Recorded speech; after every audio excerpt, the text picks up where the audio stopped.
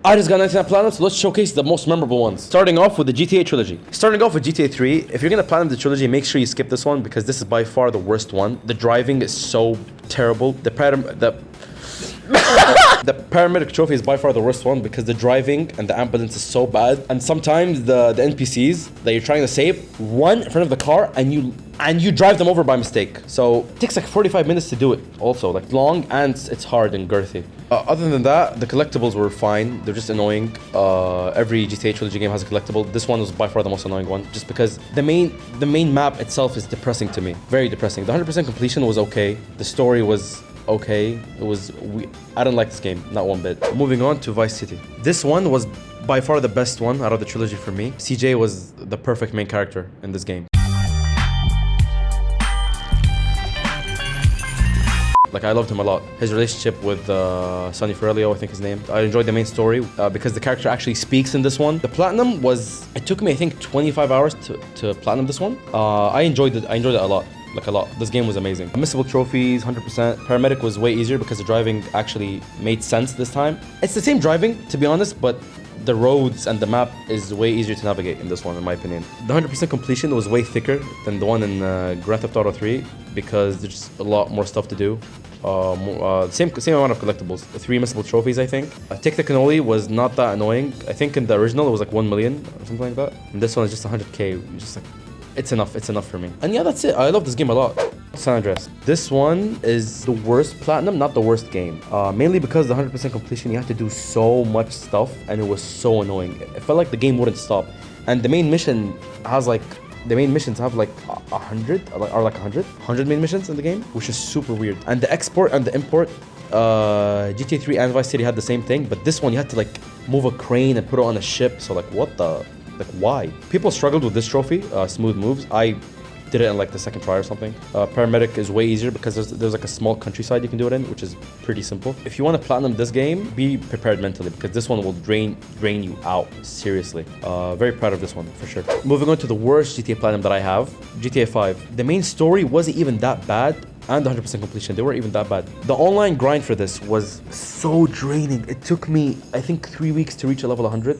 Because I started from level 11 to level 100. Most people, when they platinum this game, like I think they started from like level 50 or 40. Like they had like a good foot in the online. But I didn't. I just started from scratch and it was so draining. Like you can see here, like I got the 100% completion February 21. And then the online trophy, where's that at?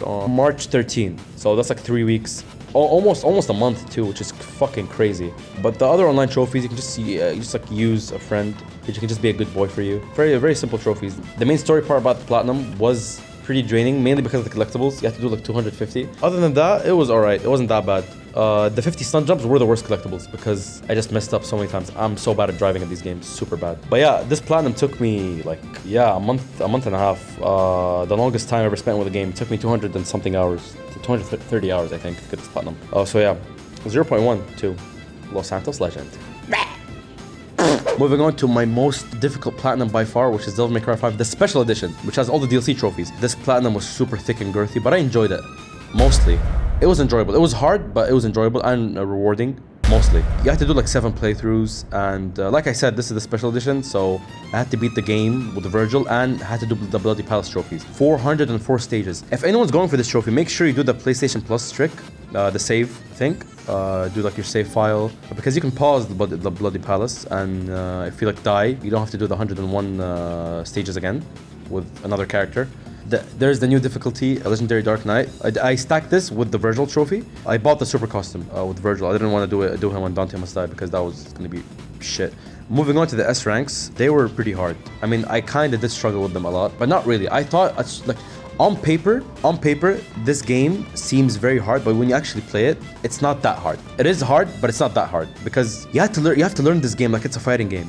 For people who played like Mortal Kombat and Injustice and stuff, it's like the same thing here, kind of the same thing. The combat is very satisfying. When you learn it, you feel like pretty badass. So, you know, that's like such a fun part about the platinum. This is my most proud platinum. So I got the platinum on March 17, and I started on January 1.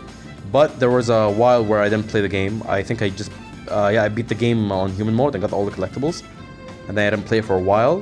Then I got back to it at the end of February, so that's when I actually started. So yeah, nothing more to say. If you're gonna go for this platinum, you can do it. If I can do it, anyone can do it, to be honest. I think it took me 130 hours to plan this game. The guide says 70 hours. I struggled a lot with the S ranks, as you can see. Moving on to all 7 of the Souls games, we're starting with Demon Souls, which is honestly my least favorite one because it was super easy and most of the bosses were gimmicks. A lot of the Souls Platinums have the same kind of trophy list. This one, actually, the weird thing about it is the name of the Platinum isn't the game's name. Dark Souls is named the Dark Soul. All of them are named the Dark Soul, and Sekiro is called Sekiro. This one is called Slayer of Trophies, which is probably the coolest one by far. For the collectibles, you have to go on like, I think like two playthroughs, 2.5 playthroughs, something like that. I don't remember specifically. I think it was 2 playthroughs. You have to like get like one boss's soul multiple times for like a lot of bosses, not even one actually. Every boss has a trophy. There are some missable trophies here, like this one. Deliver Mikado to Sasaki. That's a very, very missable trophy. Online trophies were pretty simple. Just had to vanquish a player, kill a player. Fuck is vanquish. This one you have to like help a player kill a boss. Pretty fun. I did it with the Tower Knight, which is one of the easiest bosses. They're all pretty easy.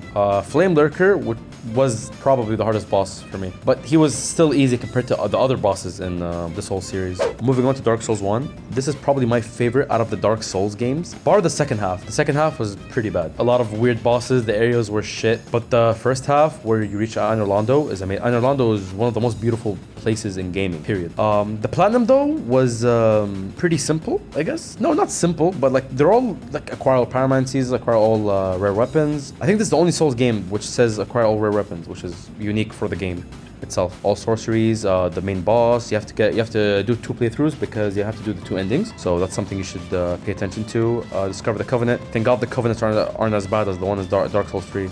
Honestly, one of my friends already planned this game and he dropped me some of the weapons, so I kind of cheated, but I'm trying to enjoy the game. So if there's any way I can get some help, I'd take it, to be honest. Take it all up, take all of it. But yeah, let's move on to Dark Souls 2, which is probably the worst platinum. Now for this platinum, anyone who wants to get this platinum, use a walkthrough. I think a walkthrough dropped for this game on PSN Profiles a few months back, but I got this platinum last year. This platinum, I think it took me 130, 120 hours. This was such a draining platinum. You have to learn all gestures, learn all hexes, increase the population of Majula. Majula is by far the best hub in Souls games because it was just so peaceful and the soundtrack itself is amazing. This game was terrible, but for some reason, I wouldn't say I love this game, but I just like this game. Like it has such a specific vibe and tone to it. I can't explain it. People who got this platinum would know what I'm talking about. You have to like light all the bonfires after killing the main bosses, discover a covenant. You have to max out one covenant, which I think one of the covenants, I think it was called the Dark something. One of the bosses was pretty hard. And you also had to go in the DLC to get some hexes and stuff like that. So Fume Knight, by far the hardest boss in this game. But yeah, like I said, whoever wants to get this platinum, go for it, but use a walkthrough. Don't try to go into it blind. You will regret it 100%. Moving on to Dark Souls 3, I went into this game expecting a lot. This is like a lot of people's favorite Souls game, but I don't know what the hype is about. Like I wouldn't call it overrated. I just didn't like it that much. Like I think it's a great game and all, but I just found the game too simplistic. Like the level design wasn't as complicated as it was in like other Souls games, like Dark Souls 1 and 2, even 2. Even Dark Souls 2 has better level design than this. But yeah, the Covenant trophies were the worst trophies by far. And also the ring trophies, which is acquire all rings. One of my friends dropped me all the rings. This platinum was painful for me without the rings. If I had to do the ring trophies again, I think I would get a stroke, seriously. But I think this game has the best bosses in general. Like the quality of bosses is just amazing in this game. Lothric, Younger Prince, I love them when they're all young, you know what I mean? Champion Gundyr were just like a copy of the first boss. Reinforce any weapon to the highest level. Osiris, all of the bosses were amazing. I wouldn't say any boss. Even Yorm the Giant, which is a gimmick boss, I enjoyed them a lot. Pontiff was an amazing boss, one of my favorite bosses by far. Watch Dogs of the Farron Covenant, you have to do like 30 skeleton things to get like a hex or something, or gesture. I forgot what it was. But yeah, this game had to do a lot, like so much stuff just shoving all up over your face, you know what I mean? Just so much stuff like on your face, like it's too girthy for me sometimes. The Warrior of Sunlight Covenant, I think I got a guy to help me on Discord. I killed him 30 times and each time he dropped a medal. So if you have a friend, do it with him instead of getting all 30 of them on your own. I had to do like another 30 for both Covenants, for another Blade of the Dark Moon, and I think Watch Dogs of Farron.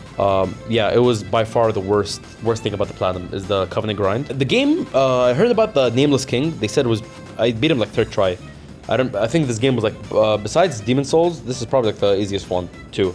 I found it pretty simple. Nothing more to say. I just expected more out of this game. Let's move on to Bloodborne. Now moving on to Bloodborne, which is my favorite, one of my favorite games of all time. I love this game so much, mainly because the lore is amazing. The bosses themselves weren't that good, except the main boss. I still didn't do the DLC. Maybe for another video. The trophies weren't that bad. I don't find this game difficult. Yharnam, Pthumerian Queen, you have to do like all dungeons, but there's a trick in this game where you can like search up online dungeons that people created on their own. I think it's something like that. And there's one dungeon where she's already in it. So you can just go into it and kill her and that's it. She was a difficult boss, even though I cheesed it. Even some other trophies like the Hunter's Craft and to get all the Hunter's weapons, you can just do it by the like searching up dungeons. If you miss them in the main story, just go in, you can just find them in chests in those specific dungeons. The vibe of like a twisted England is just amazing. Like this is like probably like the best vibe I've ever had in a video game. And the lore, I love the lore a lot. I recommend this game to anyone who hasn't played it. The Gothic style is my favorite like tone in any video game. So yeah, if people didn't play this game, you don't even have to platinum, just play it. Like I recommend it a lot. It's like a masterpiece. Whoever calls this game overrated, I hope your console explodes. Moving on to Sekiro, which is I think the hardest game, but not the hardest platinum.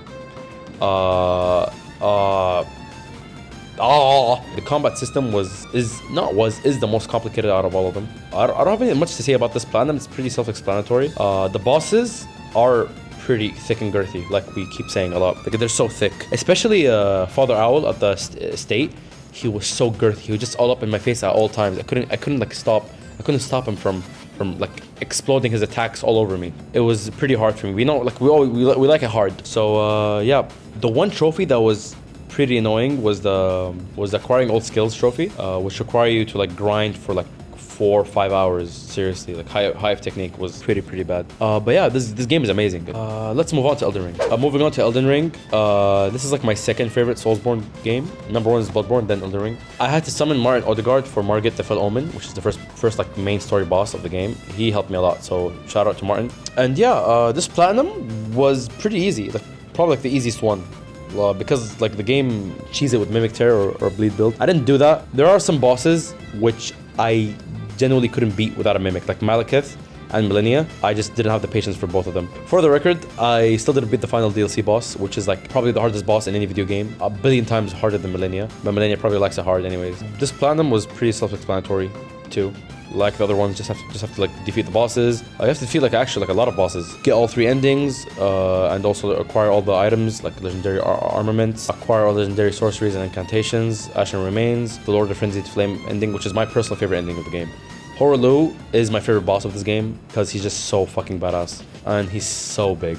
Like I love how huge he is. Moving on to The Witcher 3, which is in my opinion, my humble opinion, is the best game of all time. I actually got the platinum for this game twice. Once on the PS4 edition and once on the PS5 edition. This is the PS5 edition. Whoever didn't play this game, play it. It's cheap too. Like you can buy it for like $8 on sale, I think. The platinum for this one took me like 60 hours, even though it's supposed to take you 100, but I'm just so used to the game. Death March was super easy for me. It was like playing it on easy because I just have like over 300 hours in this game. I love it a lot. Gotta like complete all Witcher contracts, find Ciri, just beat the main story in general. The worst trophy I would say is acquire all Gwent cards because I had to do like a whole spreadsheet to find which Gwent card I was missing. So it was pretty annoying.